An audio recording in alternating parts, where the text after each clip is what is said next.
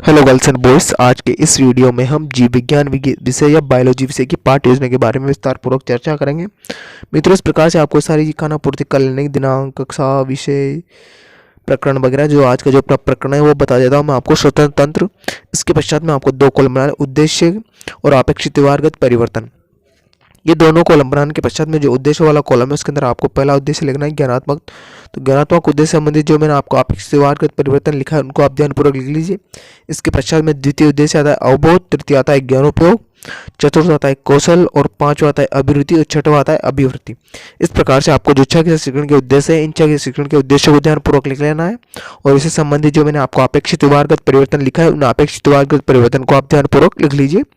जो अपेक्षित व्यवहारगत परिवर्तन मैंने लिखा है वही लिख सकते हैं आप इसके अंदर ध्यानपूर्वक। इसके पश्चात जो नेक्स्ट हेडिंग आती है आपकी वो है शिक्षक सहायक सामग्री है, जिसको सहायक सामग्री बोला जाता है। चौक, डस्टर वगैरह लपेट पर सारी इसके अंतर्गत आ जाएगी। शिक्षण विधि, आप व्याख्यान विधि या प्रश्नोत्तरी विधि लिख सकते हैं। पूर्व ज्ञान में लिखेंगे छात्र श्वसन प्रकरण के बारे में सामान्य जानकारी पूर्व में रखते हैं। इसके पश्चात नेक्स्ट हेडिंग है आपके प्रस्तावना प्रश्न। तो प्रस्तावना प्रश्न के अंदर आपको दो कॉलम मिला, छात्र अध्यापक क्रिया और छात्र क्रिया। इसके अंदर जो आप मैंने आपको जो प्रश्न लिखा है उन प्रश्नों को आप ध्यानपूर्वक लिख लीजिए। अंत के अंदर छात्र अध्यापक अध्यापिका द्वारा आपके द्वारा बच्चों से एक प्रश्न पूछा जाए जिसके बच्चे उत्तर नहीं दे पाए तो उस प्रकार से आपको सारी चीज़ लिख लीजिए। उद्देश्य कथन में आप सारी चीज़ें लिख लीजिए।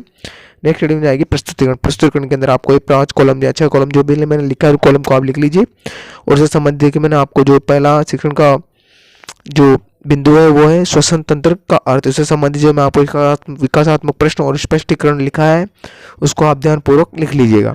इस प्रकार से जो भी मैंने आपको सब चीज़ लिखा है जैसे श्यामपट कार्य वगैरह हो गया, बोधात्मक प्रश्न हो गए और छात्र अध्यापक क्रिया होगी, विधि कौन सी प्रयोग मिली, वो सारी चीज़ों को आप ध्यानपूर्वक लिख लीजिए। इस प्रकार से आपको जो द्वितीय शिक्षण बिंदु है उस द्वितीय शिक्षण बिंदु को भी इस प्रकार से लिखना है। उससे संबंधित जो मैंने आपको छात्र अध्यापक कथन या स्पष्टीकरण लिखा है स्पष्टीकरण को आप ध्यानपूर्वक लिख लीजिए। और मित्रों जो श्यामपट कार्य को परिपूर्ण करने के लिए ब्लैक चार्ट लगा लीजिए। ब्लैक चार्ट लगाइए उसके अंदर आपको परिपूर्ण कर लीजिए। और जो बोधात्मक प्रश्न है वो बोधात्मक प्रश्न इसलिए पूछे जाते हैं ताकि जो आपने बच्चों को पढ़ाए वो बच्चों को कहने का मतलब ये रिकॉल करवा सके आप बच्चों को। इस वजह से ये बोधात्मक प्रश्न आपके द्वारा पूछे जाते हैं। इस प्रकार से नेक्स्ट जो आपका शिक्षण बिंदु है वो है मानव का श्वसन तंत्र। मानव का श्वसन तंत्र शिक्षण बिंदु से संबंधित जो मैं आपको विकासात्मक प्रश्न लिखा है विकासात्मक प्रश्न को लिख लीजिए, स्पष्टीकरण लिख लीजिए। और जो श्यामपट कार्य है उस श्यामपट कार्य को आप ब्लैक चार्ट लगाएंगे उसके अंदर ध्यानपूर्वक लिख लीजिए। और उसके अंदर आपको फिर से वही सारी चीज़ें लिख लें जो मैंने आपको पहले लिखा है। इस प्रकार से ये सारी चीज़ें लिख लीजिए। और चित्र वगैरह जो भी चार्ट मॉडल आप लगाना चाहते हैं वो सारी चीज़ें इसके अंदर लगा सकते हैं। मैंने आपको यहाँ पे चित्र बना के उसके अंदर ध्यानपूर्वक सारी चीज़ें बताई कि नासा गुहा कहाँ है, ग्रसनी कहाँ है, पसलियाँ कहाँ है, फेफड़े कहाँ है, श्वसन नली कहाँ है, डायफ्राम कहाँ है।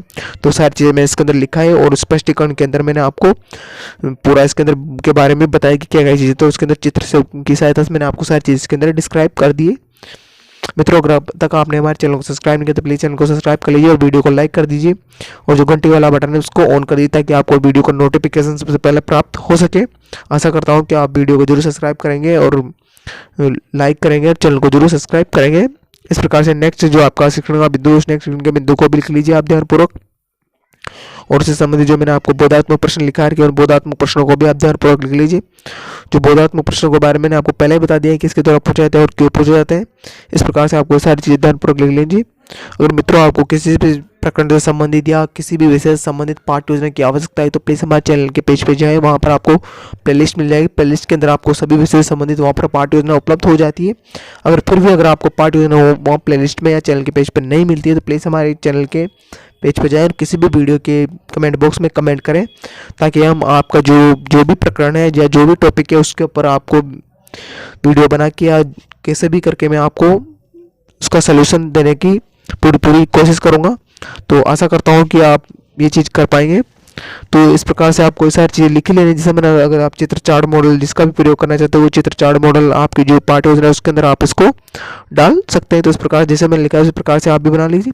जरूरी नहीं जैसे मैंने लिखा है उसी प्रकार से आप भी लिख लेंगे। मैंने आपको एक तरीका बता दिया कि आप इस प्रकार से लिख सकते हैं। तो आप ये सारी चीज़ें इसके अंदर ध्यानपूर्वक कर लीजिएगा। देखिए मैंने श्वसन का जो अंतर श्वसन है उसका डायग्राम भी इसके अंदर बनाया कि अंतर श्वसन क्या होता है उसकी डिस्क्राइब भी किया है अंतर श्वसन के बारे में। तो इस प्रकार से आपको सारी चीज़ें लिख लेंगे। मित्रों, आशा करता हूँ कि जो मूल्यांकन प्रश्न वगैरह जो मैंने लिखा है वो आप सारी चीज़ें लिख लेंगे। और आशा करता हूँ कि आप वीडियो को जरूर लाइक करेंगे और चैनल को जरूर सब्सक्राइब करेंगे। अगर वीडियो अच्छा लगा हो तो प्लीज़ कमेंट बॉक्स में हमें जरूर बताएं। Thanks for watching. जय हिंद, जय भारत, वंदे मातरम।